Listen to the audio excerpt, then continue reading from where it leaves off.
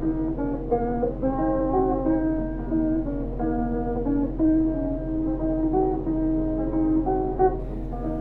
to John and Dave's occasional podcast. So we've pretty much exhausted the stock of things we wish we hadn't done. But if you think that means you've heard The Last of Us, we've still got plenty of nonsense to discuss. Okay, well, I'd just like to start this new episode of the podcast by welcoming listeners in our overseas territories. Because we know, don't we, that our podcast has been listened to around the world. So, hello Brazil. And hello Singapore. And hello Japan. And how's the weather with you today? Hello Spain. And Argentina, Australia, North America, most of North America. It's quite gratifying to know that someone in those far-flung outposts is listening to our rambling on about ridiculous things. Yeah. Well, today we are going to discuss hobbies. Hobbies, yes. Things that this is a hobby, isn't it? Well, this is definitely a hobby. I mean, this has become a hobby. It's something that nearly 2 years ago, I suppose, isn't it? Nearly 2 years ago, I think we would never have thought of even approaching, because it's not something either of us had ever done before. No. I remember a few years ago you telling me that you had two new hobbies, and they interested me. One was you had an allotment. Yes. And then also you were importing something from China and selling on. Yes, I did. Yeah. Those have both gone by the wayside, as many things do. I mean, the allotment was one where they were, where we lived at the time, they were the local council had asked if people would be interested in having an allotment near one of the canals, and they persuaded a farmer there to give up a little plot of their land, and so we did. We wanted an allotment, and I remember I spent one Easter holiday, because I was still working then, back-breakingly turning over these turfs and clods of earth to create an allotment. And I can't remember how big it was, but it certainly took me all that time. And someone had suggested that the best thing to do, first of all, was to plant potatoes. Yeah. They said if you plant potatoes, breaks up the soil, and you're ready for the next season then. They also had a load of, I think it was pig manure dumped nearby that you could go and fetch freely from it, and it didn't have stink. It was horrible. I mean, they always talk about well-rotted manure being the best thing, and this I didn't think was particularly well-rotted. Could you not provide your own? Well, apparently you could, but I don't think it would go down with health and safety very Probably well. Not, You'd only eat the things you grew yourself. But that lasted. To be honest, it lasted until we moved from that house. Okay. Then of course it went. Then I've never been a gardener. I used to grow things, but I don't know. It just seemed like too much hard work. Somehow. Yeah. It depends on the sort. I mean, I quite like eating produce I've grown myself. I can remember that. Yeah. I mean, in fact, recently, probably about 3.5 years ago, I bought some little patio fruit trees, and they were apples and pears, I think it was. And basically they steadfastly refused to produce anything but leaves and a few flowers for the first 3 years of that. And then this year, and most gardeners will tell you it's been a bumper crop for apples, suddenly 2 of them produced loads of apples. Okay. Really nice ones. I think one of my problems is that I have the opposite of green fingers. What do you think of black fingers? I was going to say brown fingers, but that's something different. That would be after you've been handling the manure, wouldn't it? Yes. I mean, house plants I can never keep alive. I think, green things just don't like me very much. But a lot of hobbies involve collecting things, don't they? They do, yes. And especially as a child. Very much so. So did you have stamp collections? I had a very meagre stamp collection. I remember sending off for some little packets. You got some packets with stamps in, and I had a few that I bought as stamps to put in my when different first day covers came out. But I never got as far as this business. You could do this thing where you signed up for a first day cover and they posted you on a little card. Imagine the cost of that now. Oh yeah. Yeah, I know. Yeah. But I don't think any of the. Well, I know none of the stamps I ever actually had from these packets were ever worth anything at all. No, mine neither. I've still got mine. Have you got yours? It's probably in the loft somewhere. Yeah. But I think there are probably about 7 or 8 pages with a few stamps on. That's it. I lost interest quite quickly. Yeah. Because it. It's just one of those things you did as a kid, wasn't it? Once you'd been excited by seeing Magyar Post on a stamp, nothing else could top that, really. Did you collect the PG Tips cards? Didn't I used to have them, but didn't collect them in the little. I used to get the booklets. And, nice. Now you see, that's I wish I hadn't, because I wish I still had those, because they're probably worth a fair bit of. Because I collected complete sets of the, fantastic. Yeah. There used to be birds and flowers and animals, didn't there? I suppose they were the forerunners of the Panini stickers and things, weren't they? Exactly. Sort of thing. Yeah. Which I remember talking of collecting those types of books.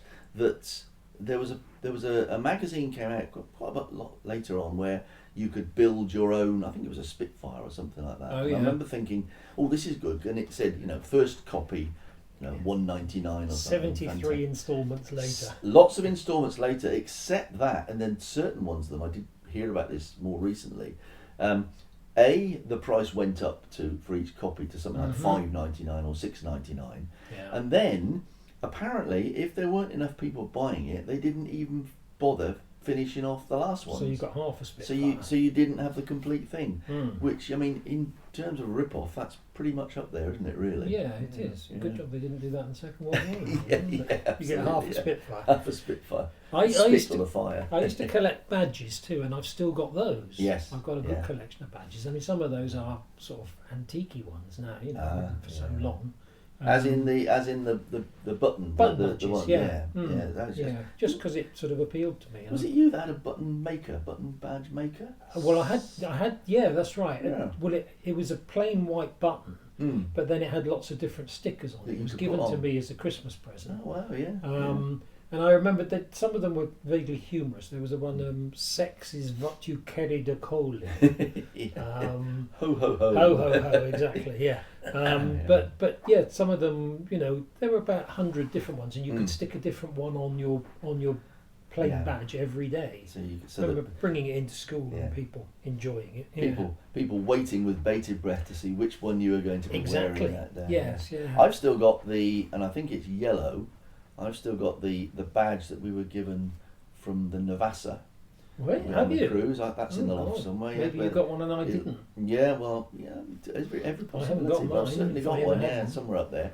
Yeah. But I mean, I didn't collect them. I just used to have a few badges, I suppose, and of course we then went on to having badges on our clothes and things, didn't we? Yes, that was a big sort of 70s thing. Well, I used to actually wear the white badge. Because I used to just say it meant I was a nihilist, I mean, I didn't believe in anything. Because everybody else had badges that said what they believed in, and mine was just blank. So you were basically saying, I'm very interesting. Exactly. I'm a very interesting person. Look at me. Yes, but it didn't work, of course. No, nobody ever commented on it. No. I did, much later in life, I did think I would try and collect silver.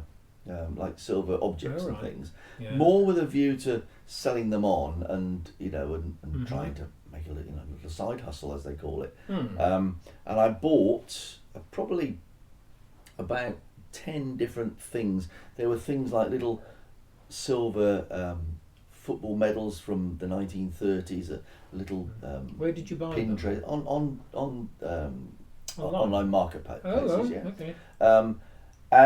And I even went as far as setting myself up a little chart on the computer with what it was and how much I'd paid for it, and when I bought it and when I sold it, and I think I did it as an Excel sheet on the computer, and by the time I'd bought these various things and finally sold them all off, I think I had a deficit of something like £8.50 or something like that. Yeah. So that little hobby died a death as well. I can understand. That didn't work really, did it? No.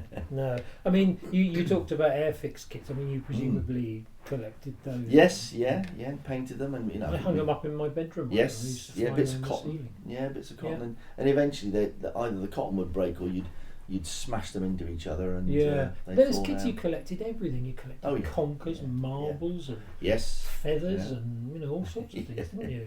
I mean, certainly marbles, stones, marbles, pebbles. I mean, I think I used at some point I must have had some pebbles from the beach, which apparently you can be fined for having now. I think you can.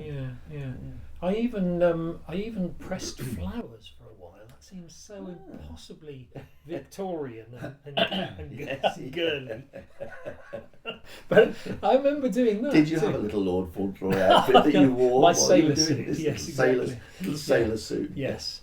Yeah, no, that just seems astonishingly. I suppose you just had so much time when you were a child that you collected anything really. Yeah. And of course you can't collect anything now that has any value, can you? No. Because there are either so many of them or everybody else is doing it. I think for a while I not collected exactly, but I had a number of guitars, different guitars. Yeah. I was one of these people who used to think, you'd see a guitar and think, that's a really nice guitar. And I probably had about 6 or 7 at one time. I'm down to 3 now. Sold others off, but even with the 3, I don't pick them up and play them as much as I'd like to. So no, you just don't get the time. But they were never expensive ones. They just happened to be. I just quite liked the look and the sound of certain things, really. Yeah. Were you ever like a scout or a beaver or anything? I was a scout for about. Unfortunate name. Well, let's just put it. Let's just say that when I lived in Maiden Newton, I asked someone about the scouts, and they said, well, you can join if you want to, but they're run by. Well, this is when you redact the name, isn't it? A bit like some of the run by so and so, and his friend who had a reputation as being more interested in the boys that joined the scout movement. In what was under your shorts rather than exactly. So I didn't do that, and I did briefly. That was a lucky dodge. It was. Briefly went to a couple of scout meetings at the school in Beaminster, where it seemed to me all we did was played football, and although we did do like a sort of an orienteering thing back up from. When I think about it, I thought about this the other day. Back up from the Chesil Beach, probably near to Swire, I think it must have been, but we literally came up through the undergrowth to the top road, the coast road, where the minibus was waiting. But we had to find our way back from the beach. How old were you in then? The dark? Probably about 4. Probably about 13 or something like that. But we didn't have any. I don't think we had any leaders with us. I think I seem to recall it was just us 12, 13-year-olds. Yeah. Being basically told, right, we've dropped you at the beach. We'll be on the top road. We'll see you in an hour's time. Yeah. In the dark with a torch. Yeah. That seems quite trusting of you with your abilities, doesn't it? Well, it does. I mean, I suppose the idea was that you if you'd been a long time, they presumably would have come out looking for you. But who knows? Yeah. One of the hobbies that I didn't particularly do as a child, but which I do now as a grown-up, is jigsaws. Yes. You ever done jigsaws? Yeah, I mean, I think during COVID, I had a couple of Beatles jigsaws which were really good. I really enjoyed those. It, wasn't it, really? Before that, growing up, yes, I quite enjoyed jigsaws. My wife loves jigsaws. In fact, when we were visiting a grandchild yesterday who was doing a jigsaw, she got involved in that. It's one of those things, isn't it? If you see somebody else doing one, absolutely. But the good thing is that our granddaughter doesn't mind her gran helping her. But if her mum or dad tries to help, they get shouted at for daring to attempt to do anything on a jigsaw. But we get special dispensation. We're allowed to put pieces on a jigsaw. Mm. So, yeah. Nice. No, they are quite fascinating, aren't they? Really. Yeah, they are. They're just ones, it's just quite satisfying, when the sense of achievement. Oh yeah, especially when you put the last piece in. As long as the last piece exists, of course. Yes. If you borrowed a jigsaw from somebody and there's a piece missing, there's nothing worse, is it really? No. Than knowing you haven't completed it. Yeah.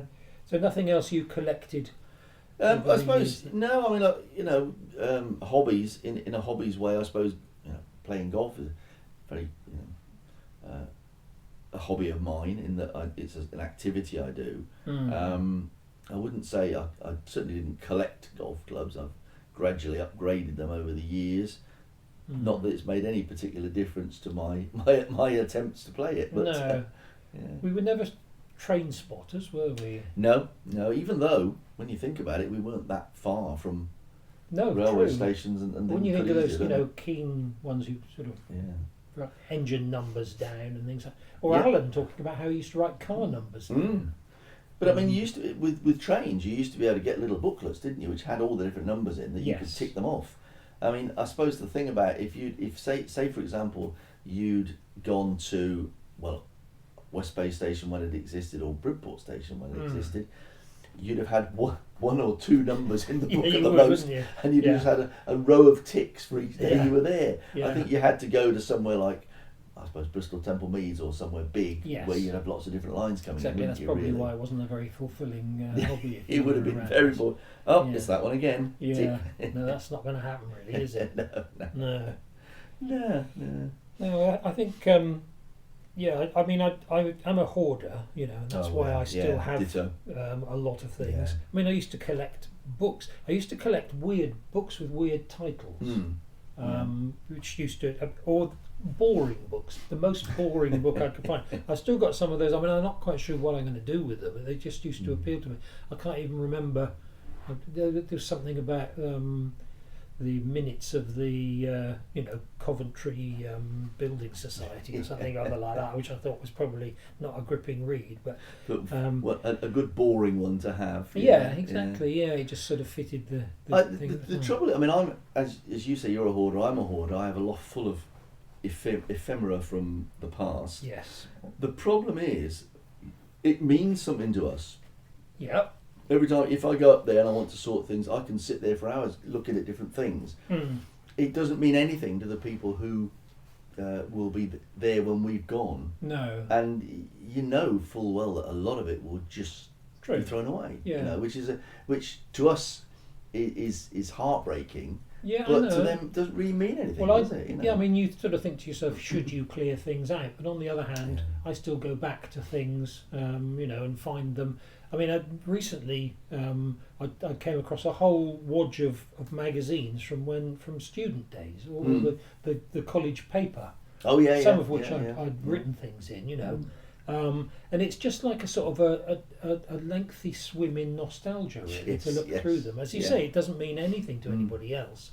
But it brings back so many memories when you look at something. I mean, it's like concert tickets or concert programs or even ridiculous things like I came across the other day in the loft a single sheet which had all the members of the college football team on it. Just someone had typed out and the number of games they played and stuff like that, and it immediately took me back to playing for the college second team that I played for. I wasn't good enough for the first team, but the second team, which is a great bunch of lads, and we had a good time. And you just think, so for us, whereas someone following on would pick that up and think, well, it's just a piece of paper with some writing on it. Have you ever kept scrapbooks? Yes, I've got some scrapbooks. Well, going back to COVID, of course, when COVID came, I finally got round to putting all of our sort of press cuttings from shows we've done, musical theatre stuff and plays and things, in order and put them in scrapbooks. Yes. Because they'd been in boxes, in bags, just completely mixed up. Yeah. And we had the time then to actually do it and sit over a couple of weeks. I did it and put them all in the right order, so they're now in the order where you can actually look through them Yeah, I and mean, see when things I've happen. got probably half a dozen scrapbooks going back to school days. I think the first one has got things from the cruise that we talked about earlier. Yes. But then there are things like the bet that we had, the six of us friends at school, the first one to get engaged. We each put £1 in, and I won the money. But there are things like that. I mean, I maybe only add about half a dozen things a year, but they might be. They might be a concert ticket or something from a holiday that I've been on, and again, it's just a nice thing to look through. And do you, as a sort of a side thing there, have you ever come across concert tickets where you look at it and you think, I don't remember going to that concert. I didn't think I'd ever seen that person, because I came across a couple where I thought to myself, well, I was convinced I'd never seen him before in concert, and I obviously did, because it's a ticket stub, wouldn't have been anybody else's, right. And I thought, so maybe I did see him. Yeah. I don't think that happened. I mean, I got the ticket from the second Reading Festival that we went to, which is ticket number 000001. Wow. So you really got in early for that one then. I know. Yeah. You also collected records, didn't you? Yeah, I did. I didn't collect them for rarity. You knew the value of them. I used to. Yes, I used to look on Record Collector sometimes and see. Yeah. I mean, particularly once later on in life, I suppose, when they were just sitting there, I used to look through, and I know there's a few that are worth a little bit in there, but nothing ridiculously valuable at all. No. None of these sort of mispressings and things like that. But didn't you also? I remember you telling me that you had all the Yeovil Town football programmes. I used to have quite a few Yeovil Town football programmes. Most of those have gone. I've sold a lot of those. Certainly the older ones. I had some from when they were my dad's, from when they were Yeovil and Petters United. Oh, yeah. And they went for a reasonable amount of money because they were quite rare. So sometimes having collections of things pays off. Well, it is. The trouble is, it's us. We know it, and unless we leave a list of what's valuable, I don't think I've ever had anything that's particularly valuable that I've collected. No. But no. No, it's I'm not. Yeah, as a hobby, I don't think I've ever really set out to collect things that have huge value to them. No, me things neither. that interest me, I think. No, I collected things just for the sake of collecting them, really. Yeah.